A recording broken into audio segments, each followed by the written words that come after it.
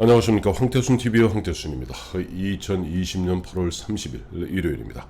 오늘 0시부터 이른바 사회적 거리두기 2.5가 이제 시행되고 있죠.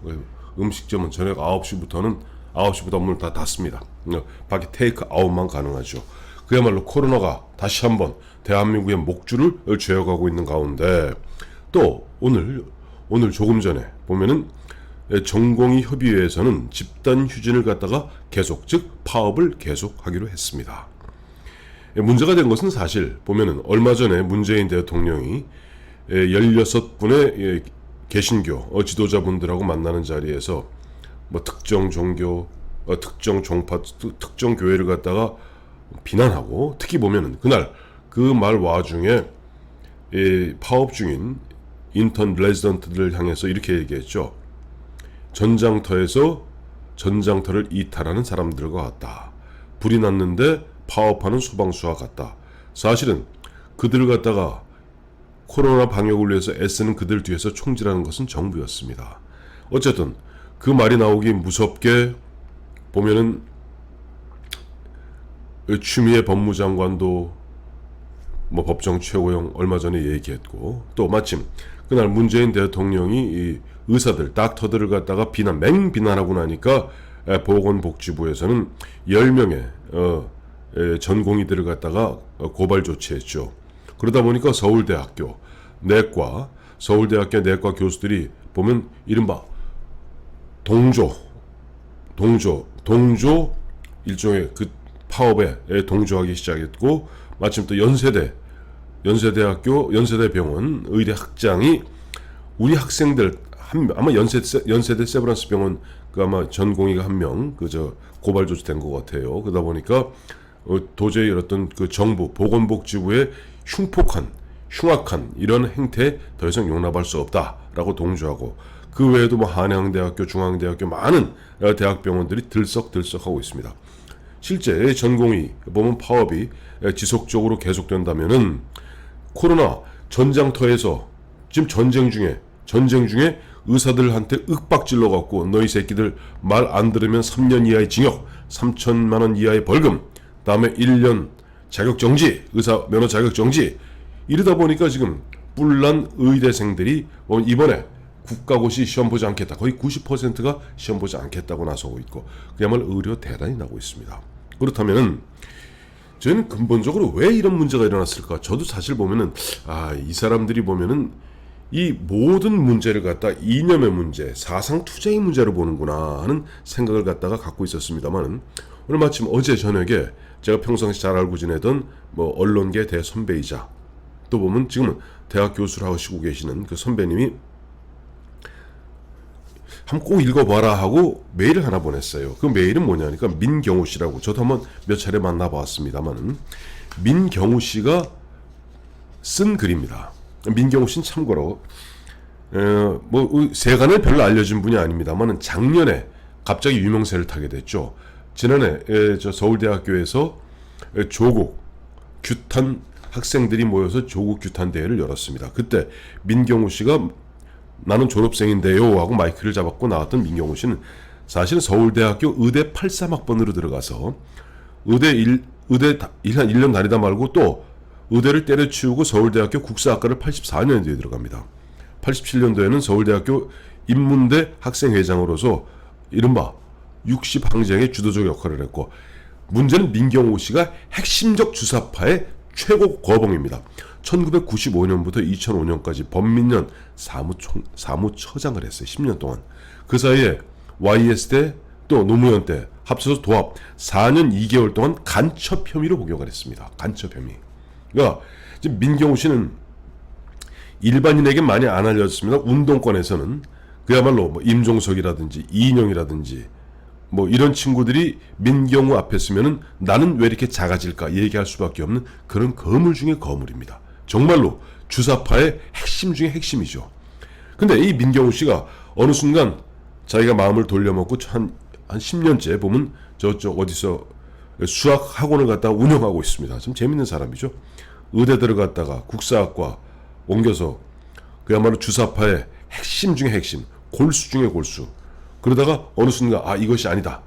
민경욱 씨 얘기를 들어보면 결정적으로 한미 FTA 이 반대 운동을 갖다가 주도하면서 너무나 자기가 30년 전에 배웠던 것이 너무나 시대와 동떨어진 것을 갖다가 깨닫고 한 10년 전부터 저쪽 지방에서 수학학원을 차렸는데 아주 잘 나가는 수학학원 원장입니다. 민경욱 씨를 만나보니까 굉장히 얌전해요. 조용하고 말도 없고 아주 저녁에 호프 파티를 하는데 몇 사람이 호프를 먹는데 한마디를 얘기 안 하더라고요. 한마디를. 마지막에 한두 마디 아주 수줍은 듯이 얘기하는데 사실 이 민경욱 씨가 지금 예전에 장기표 선생이 이야기한 대로 예를 들어서 문재인 대통령이 임종석 앞에 서면 오금을 못 펴니다.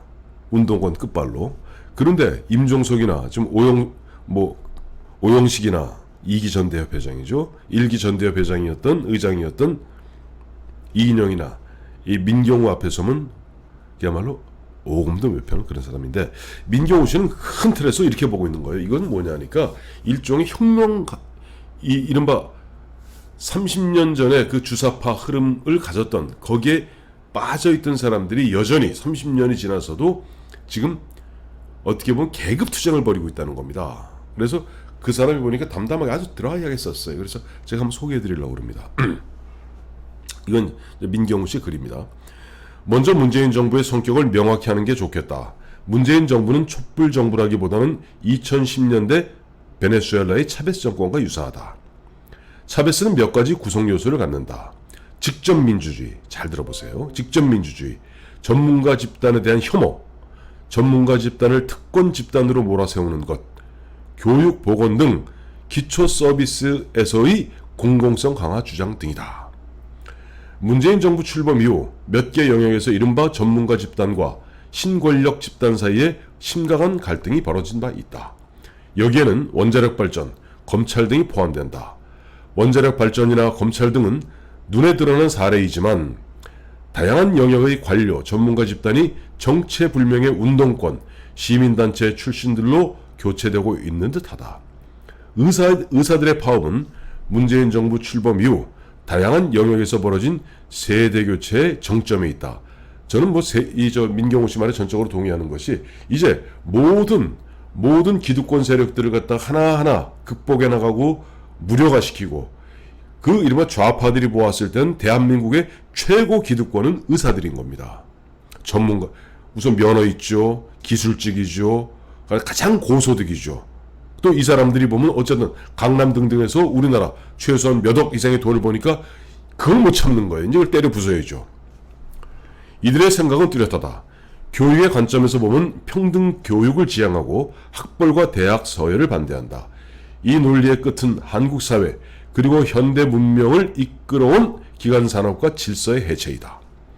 원자력 발전 대신 친환경 에너지를 사용하고 주택은 주거용으로 일체만 보유하고 최근에 김현미 문재인 정부에서 얘기하는 게 바로 이거더라고요. 그러니까 주택은 주거용으로 한 채만 보유하고 다수의 사람들은 공공임대주택에 사는 것이다. 이게 사회주의입니다. 의사는 박봉에도 불구하고 농촌과 소도시에서 봉사해야만 한다. 사회주의입니다. 이것은 70년, 80년대 독재 정권에 반대했던 대학생들이 꾸었던 소방학 꿈이고 아마 이 당시에 민경우 씨를 비롯해서 이른바 주사파 또 NL PD 할 거 없이 이 친구들이 아마 이런 생각들을 했던 것 같아요. 이게 왜냐니까 이러한 꿈을 갖다가 심어주었던 것은 바로 이영입니다. 전환시대의 논리, 그 다음에 해전사라고 해방 전후의 인식, 해방 전후사의 인식인가요? 해전사, 그 다음에 이런 것 등등을 통해서 끊임없이 마오이즘을 갖다가 찬양했던 겁니다. 마오쩌둥이 그야말로 이러이러한 식으로 2000년 봉건 체제의 중국을 갖다가 탈바꿈 시켜나갔고, 물론 그 과정에서 여전히 기득권 세력과 결탁한 이른바 주자파들하고 싸우는 가운데 문화혁명이라는 어떤 극단적 방법을 택했지만 마오쩌둥이 그것을 그런 식으로 완벽하게 정리했기 때문에 오늘날 시진핑의 중국, 후진타오 시진핑의 중국이 세계 2위 G2가 될 수 있었다는 것이 지금 이른바 문재인 정부의 축을 이루고 있는 과거 주사파들, 과거 NL 출신들의 운동권 출신들의 현재 메인스트림들의 생각입니다. 그러니까 이 사람들 입장에서는 마치 마오쩌둥 마냥 지금 당장 고통이 있더라도 이 과정을 겪어야만이 자신들이 지향하는, 물론 자신들이 빠집니다. 자신들이 지향하는 바 평등한 사회가 된다는 거예요. 다만 우리가 다 알고 있겠습니다만은 마오쩌둥이 1949년 10월에 중화인민공화국 건설을 갖다가 선포한 다음에 어디 가서 살았습니까? 마오쩌둥, 주도, 조완라이 등등등 공산당 당 지도부는 옛날 황제가 살던 자금성에 살고 있습니다. 그게 바로 중난하이라는 데입니다. 우리로 얘기하면 비원이죠. 옛날 황제가 살던 황제 자금성에 머무르던 황제의 어떻게 보면 그 후원이 지금 중난하이. 그 중난에 보면 28개인가 그 집을 지어놓고 그 집에 각기 당 고위 간부가 살면서 호의호식합니다. 왜? 우리는 다르니까. 우리는 철인이니까. 그러니까 지금 조국을 비롯해서 문재인을 비롯해서 자신들이 하는 건 타치하지 마라. 우리는 너희를 지도할 입장이니까 우리는 이 정도는 해도 돼. 하지만 우리 빼고 너희는 평등해야 돼. 이것이 바로 마오이즘이고, 이 마오이즘을 그대로 마오이즘의 세례를 받은 것이 문재인이고, 문재인 정부의 지금 주축을 이루고 있는 과거 NL, PD, 특히 주사파, 이 운동권 출신들의 생각인 겁니다. 이것을 갖다가 지금 이걸 민경우 씨가 정당하게 얘기해주고 있습니다. 왜? 다 같이 뛰었던 선수들이니까. 83학번입니다. 원래 의대. 이것은 7, 80년대 독재 정권에 반대했던 대학생들이 꾸었던 소박한 꿈이요. 베네수엘라를 아수라장으로 몰아갔던 사회 실험이다. 믿겨지지 않겠지만 현재 권력 집단은 3, 40년 전 학생 시절의 미몽에서 벗어나지 못한 지적으로 무능하고 유아틱한 집단이다. 2020년의 한국 사회는 고도로 전문화된 지식인들에 의해 구성되고 지탱된다. 이들이 사라지면 국가 기능 전체가 마비되는 것이다. 따라서 우리는 많은 돈을 들여 사회를 지탱할 전문가 집단을 양성하고 그들에게 적절한 인센티브와 존경을 보이는 것이다. 열심히 공부할 것을 권장하고 우수한 학생의 성적과 기회를 통해 포상하는 것은 그런 이유 때문이다. 그들에게 제공하는 인센티브는 우리가 누리는 인류의 치안, 국방, 보건, 교육 시스템의 필수적인 구성 성분이다.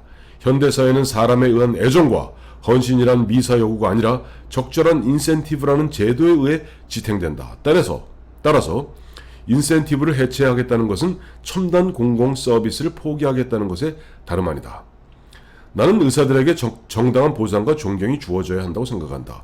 그것이 나와 내 가족이 최상의 의료 서비스를 받을 수 있는 길이기 때문이다. 나는 공공의료와 같은 허울좋은 담론을 거부한다.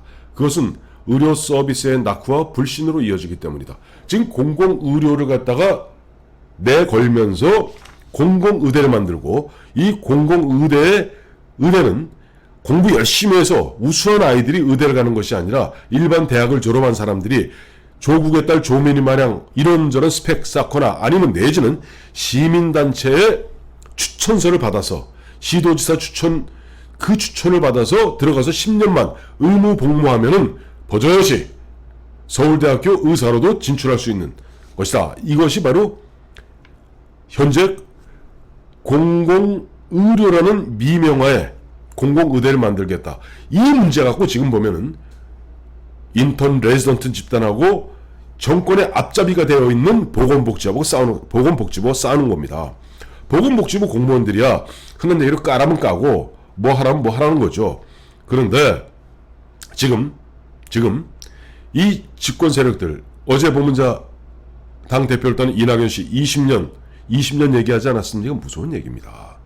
지금 문재인 정부 드디어 올해부터 이제 190석 범여권 190석 차지했으니까 마구잡이를 몰아칩니다. 마구잡이를 몰아치는데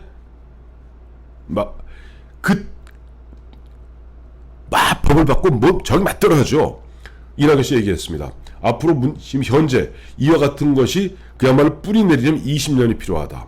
뭐냐면 계급혁명이 20년 가야 된다는 겁니다. 마치 북한에는 뭐 정치대학이 있고 군사대학이 있고 혁명의사대학이 있듯이 우리나라에도 보면은 우수한 아이들이 고등학교 의대 6년 나오고 인턴 레지던트 군의관 거쳐서 이렇게 가는 것 아니라 세치게 해서라도 자기 아이들, 이른바 북한으로 얘기하면 만경대 학원이라고 있습니다. 혁명 열사의 자제들은 특별한 대우를 받아야 된다는 것이 이들의 생각인 겁니다. 그러니까 이들은 입만 열면은 촛불혁명을 얘기하는 겁니다. 촛불혁명. 굉장히 무서운 얘기입니다. 어제도 문재인 대통령이 얘기했죠. 촛불혁명. 우리는 문재인 정부는 촛불정부이며 촛불혁명을 갖다가 완성해야 될 그런 역사적 사명을 띠고 있다고 얘기했습니다. 이 촛불혁명, 즉 혁명에 헌신한 혁명 열사들의 자제들은 특별한 대우를 받으면서 혁명 열사의 자제들만의 교육기관에서 교육받아서 이 사람들은 조금 무능하고 머리가 띵한 놈이라 할지라도 혁명 열사의 자제니까 그와 같은 별도의 루트를 통해서 그 다음에 현재 가장 큰 기득권 집단이고 자신들이 보면 적폐지만 이 적폐를 갖다가 해체하고 자신들의 놀이터로 만들게 하는 겁니다. 마치 마오쩌둥의 공산당이 옛날 황제 중심의 2000년 황제 중심의 그 시스템을 무너뜨리고 황제가 살던 자금성과 중난하이 조대 바로 자신들이 들어가는 것이 바로 레짐 체인지고 혁명이었던 겁니다. 지금 이들은 이해찬 씨의 이야기대로 20년 혁명을 갖다 꾸려나가기 위한 마지막 이런 화령 점정을 찍는 단계에서 공공의대라는 미명화에 이른바 계급혁명을 추진하고 있는 것이고, 이제 만약 이 공공의대가 설립되면 혁명 열사대 자제들이 마구 들어가겠죠. 그리고 어느 순간 야들은 얘들은 뭐 자기 아버지 때부터 DNA가 있는 친구들이니까 의역 같은 경우도 장악할 겁니다. 마치 민변이 장악하듯이 민변과 참여연대에 도움을 받겠죠. 이런 식으로 마지막 남은, 이미 검찰은 무료가 돼 있으니까 이제 마지막 남은 에리트 집단, 마지막 남은 기득권 집단, 마지막 남은 자기들이 배 아픈 그 에리트 집단인 의사를 갖다가 의사 세계를 갖다가 붕괴시키고 거기에 자기들이 꿰차기 위해서 지금 코로나가 창궐하고 있는 이 가운데에도, 그래서 준전시 상황이라고 사회 거리두기 2.5를 발표한 이 순간에도 자, 의사들 너희 3년 이하의 징역, 3천만 원 이하의 벌금, 그 다음에 1년 자격정지라고 하면서 문재인 대통령은 윽박지르고 있는 겁니다. 전장터에서 이른바 이탈하는, 탈영하는 그런 병사와 같다.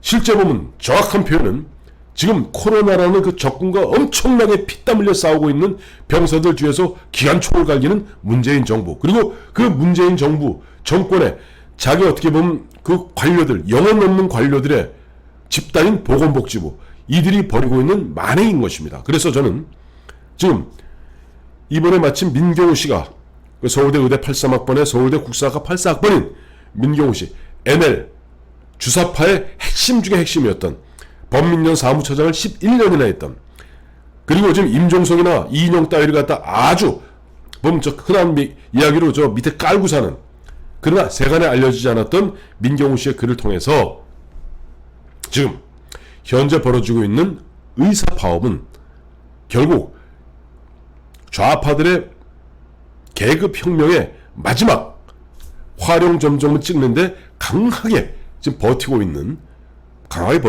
의사들의 어떻게 처절한 저항이다. 저는 그렇게 평가하고 있습니다.